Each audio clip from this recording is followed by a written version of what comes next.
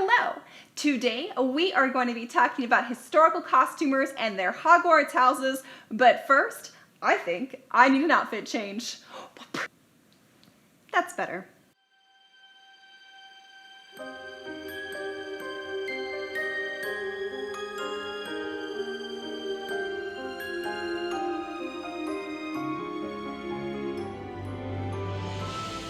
If you can't tell, I am a Ravenclaw.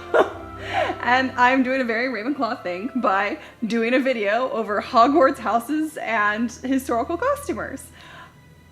Because I'm a Ravenclaw, doing Ravenclaw things. Yeah. The vast majority of people I talked to in historical costuming or reenacting were Ravenclaws. And that got me going on my crackpot theory. Historical costumers were by and large Ravenclaws, and that being a historical costumer was a very Ravenclaw thing to do. Well, there's Rowena Ravenclaw's lost diadem. Oh, bloody hell, here we go. But I had no real way of proving it, right? Like, it was just me kind of walking around being like, I think this is what this is. So the other day, Marty, who's Scraps and Sequins, she's on YouTube, poster around here somewhere. She posted something in her stories on Instagram about Hogwarts houses, and someone responded to her and was like, oh, and Abby has this theory that most historical costumers are Ravenclaws. And then I kind of just popped off, as the kids say. I started to kind of write it down in my stories, which is not a good place to put it, and then I put a poll up. And then that poll just kept going and going and going.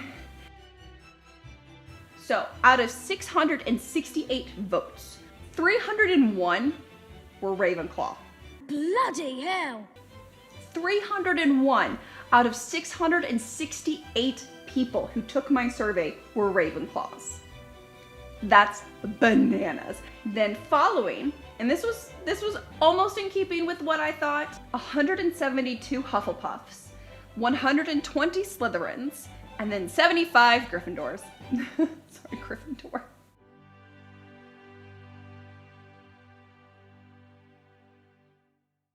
Let's actually start to break down the different houses. Just heads up, this is part serious and part satirical, so I'm gonna totally take the piss out of these houses, including my own, because I never like to leave myself out of a good roast. So just take it in jest. And also, there are no bad houses, only bad wizards. And to get this started, we're gonna start with Gryffindor! the smallest house that showed up for this survey, because you all were way too busy playing sports, saving the day, and doing other very Gryffindor-y things.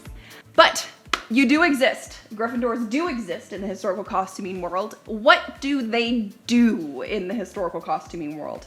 So let's think about Gryffindor qualities. They're brave, they're bold, they're daring. And how does that translate to historical costuming? Gryffindors are totally the costumers that go, oh, there's an 1870s ball at the end of the weekend and I have nothing to wear? Challenge accepted. And they are the ones who are just totally like gung-ho, hyper-focused, doing nothing else for the rest of the week, and will bust out a bustle gown in like 2 days. It might be held together by sticky tape string and some bubble gum, but they will be dressed for that event and they will get that dress done. It is crazy. The Gryffindors I know and their costuming, they're fearless in their costuming. They don't get overwhelmed by the whole, well, is that HA? They're like, I don't care. I gotta make a costume. And I got 3 hours to do it. So someone, give me the staple gun and some hot glue, cause bitch, I'm going to town tonight. And then they make it and they look beautiful and amazing. Everyone's like, you made that how fast? I'm like, you know, it was one of my longer makes, 72 hours. You're like, oh my God. That's like me hemming just a skirt panel in 72 hours.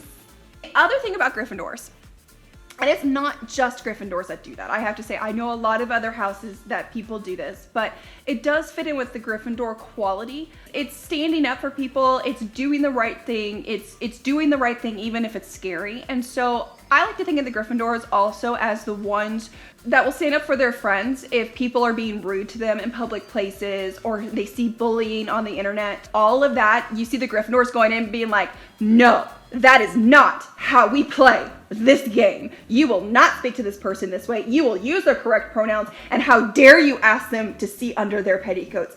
Put your hands down. Do not touch. You can look. Do not touch. You foul, loathsome, evil little cockroach! The other thing that Gryffindors do, they are also the ones who will talk you into places that you're not technically supposed to be, and you're not actually sure how you got in there, but somehow they managed to talk their way onto that ship, and all of a sudden you're getting a private tour of that ship, even though you're absolutely not supposed to be on that ship, Lore Marks. And that to me is a Gryffindor quality, because that boldness that is Gryffindor is what encourages or allows the costumer who is a Gryffindor to tuck their way into those locations so you can get that killer photo, so you can get that amazing experience, so you can get that behind the scenes tour. You want a Gryffindor for that, because they're the ones who are going to talk you into that situation, and it's amazing. Some Gryffindors you might be familiar with are Lauren Marks, who goes by Marks Lauren on Instagram, Anne Marie, Silk and Stitches. There's also Jenny LaFleur as well, the Victorian archivist, and Madame Destroyer. Love the way that sounds. So all of those women are really great examples of Gryffindors. I think that they exhibit all of those personality and traits that I described. So that's Gryffindor. Next up is Slytherin. Oh yeah. Slytherin! Slytherin obviously is a controversial house. You know, the people that I know who are Slytherins, they are usually one of two ways. They're either extremely proud that they're Slytherin and they're like, yeah, I'm Slytherin, hair flip. Or they're like, yeah, I'm Slytherin. I have to say, I don't think being a Slytherin in the historical costuming community is a bad thing. I think that being a Slytherin is a great thing. And in fact, I thought it was actually the second most common house in the historical costuming community. So the fact that it's third actually surprised me. It wasn't third by much, but it was still third. Here's how I describe Slytherin as historical costumers. You're at an event and it's in a location and you have dressed and made, regardless of what house you are, except Slytherin. You're not a Slytherin in this situation, okay? You're probably a Ravenclaw. You've put all this effort into making a gown and you've done all this research and you did the best you could and you're feeling pretty good and you're like, yeah, like I look all right. Yeah. And then the door opens and there's a collective gasp in the room. And you turn and you look. She looks beautiful. And in walks through the door is the most stunning,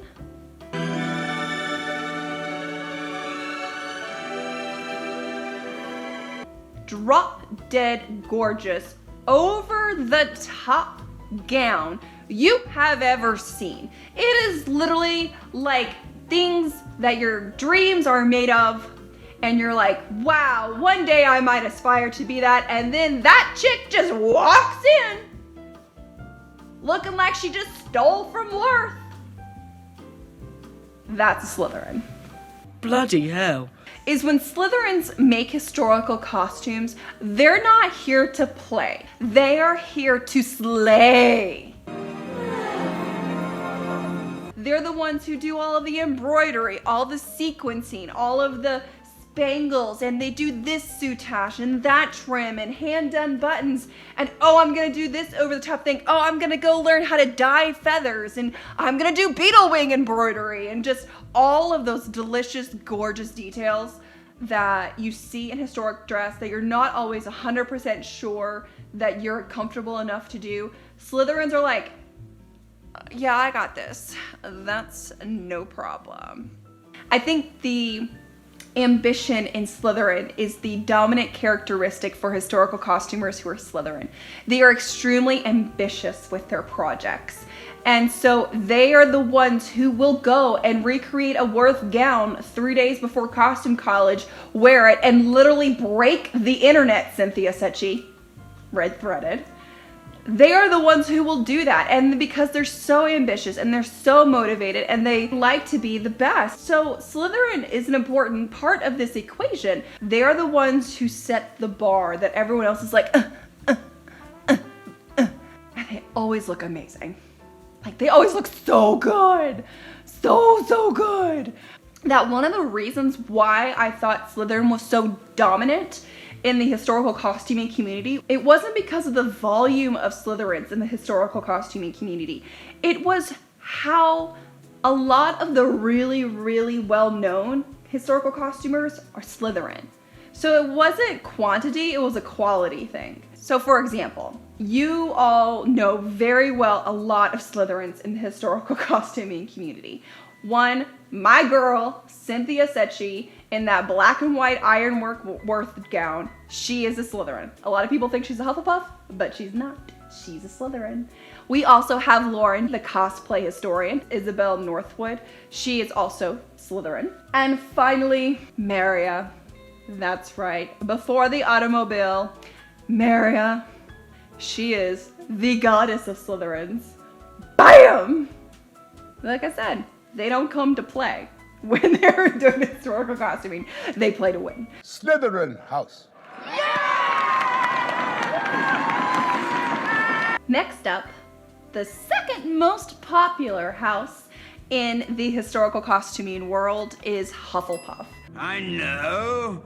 Hufflepuff. Hufflepuff had, like I said, 172 votes and a lot more in my DM. Whoa, you all slid into the DMs like Hufflepuff! Hufflepuffs are the party planners and workshop organizers within this historical costuming community. They are the ones who do all of that planning because it makes sense. When you think about Hufflepuff, it's feeding people, it's food, it's loyalty, it's friendship. Everyone comes together. It's holding space. The Hufflepuffs I know in the historical costuming community are those people. They're the mom figures. I love that. They're also the ones who, for example, let's say that there's an event tomorrow and that we got our Gryffindor girl over here and she is just hot gluing her heart out. And, you know, she's panicking because she doesn't think she can get it done. And then we have Hufflepuff sitting next to her. And the Hufflepuff has like her hem left to do, but that's it. Everything else is kind of done.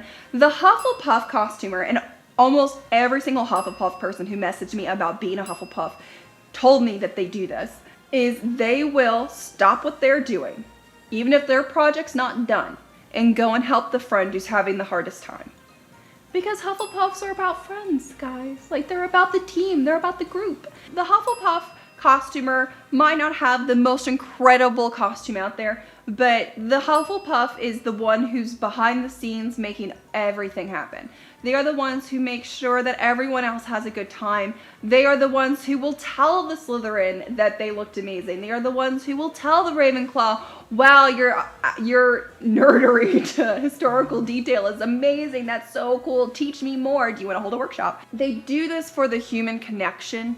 They do this for the friendship and the community. And so the Hufflepuffs in historical costuming have picked historical costuming because they just like that community. And that's the community that they wish to be in.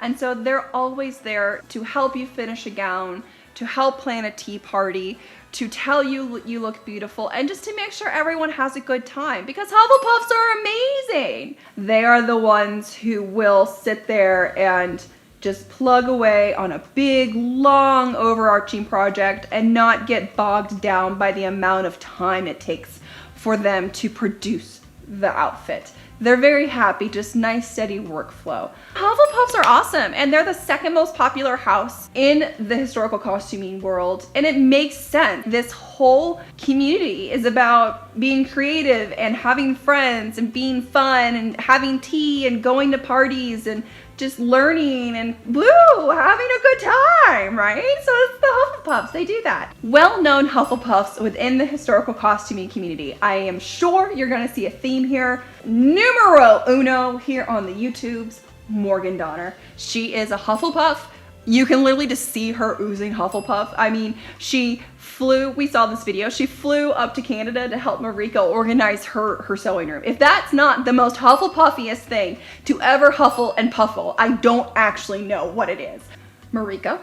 Angela Burnley from Burnley and Trowbridge, the queen of historical costuming and historical sewing and reenactor workshops, is a Hufflepuff. Penny Rivers Costumes. She's a Hufflepuff. She is producing workshops as well. And finally, Jennifer Rose Brooke of Historical Sewing.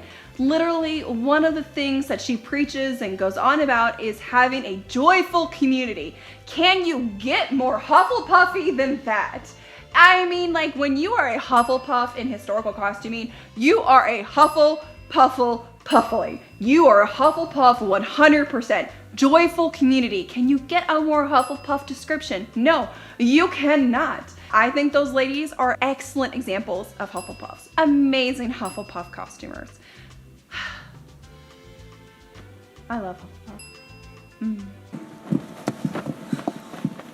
Hufflepuff. How are you? And finally, the biggest house of them all in the historical costuming world is Ravenclaw.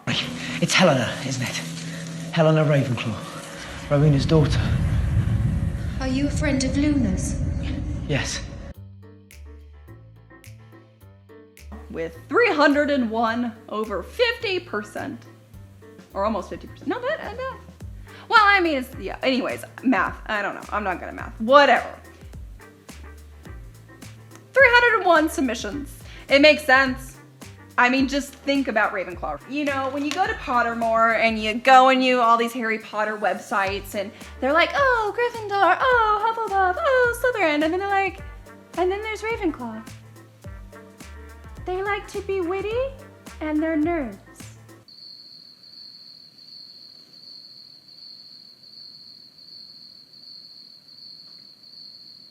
But here's the deal. We're more than just nerds, okay? We're also weirdos. You're not going mad. I can see them too. Ravenclaws are accepting being eccentric, of being weird. You know, wit and wisdom. It's about gaining knowledge, but it's also about embracing your inner nerd, your inner weirdo. Professor Trelawney is also a Ravenclaw. Like, she's a weirdo. The sight. It's not just about being a book nerd that makes you a Ravenclaw. It's about being weird. It's about being quirky. It's about being eccentric. And that's why, when you bring those two qualities together, why else do you think you have so many Ravenclaws in historical costuming? Oh, you mean I can be weird, make cool stuff, and then also get my nerd on? Yes. Yes, you can. How weird do you want to get? Because with historical costuming, the door's wide open. I mean, take your pick. This is why there are so many of us in this community. Ravenclaws are absolutely the ones, and I am calling my own self out on this one right now. Ravenclaws are those historical costumers and reenactors who will go full hog and recreate 18th century pomade and powder and use it as their daily hair care to see why it worked and how it worked. They are the ones who will buy the historical garments, recreate them stitch for stitch. They are the ones who will be on the internet arguing about thread twists and which one's accurate or not. Like, we are the ones who are like, babe, when you read the primary documents and you read these historical books and you read these historical manuals, and I only like to draft using period manuals. Because I'm a psycho. Sure. We are those costumers. We are the ones who want to know why it was done as well as how it was done. It's not always about the finished product and creating the most impressive costuming piece. It's about the process of creating the historical garment that gets all of us super excited. And just like,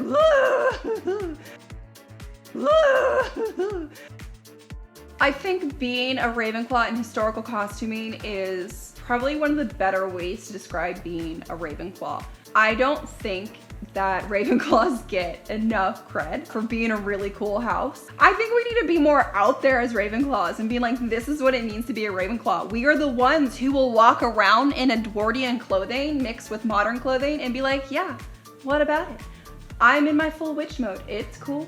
And just be true to yourself and true to that experience. Could you imagine the Ravenclaw common room with all of the historical costumers? Could you imagine? And then that got me thinking, I wonder how many fashion designers in the wizarding world of Harry Potter were actually Ravenclaws. And then I was wondering, because I'm a Ravenclaw, how many, because I have apparently brain space for this, how many spells were developed by Ravenclaws to create clothing? And market my own range of hair care potions. Good girl. Who is a Ravenclaw in the historical costuming world? Pretty much take your pick. The answer is them.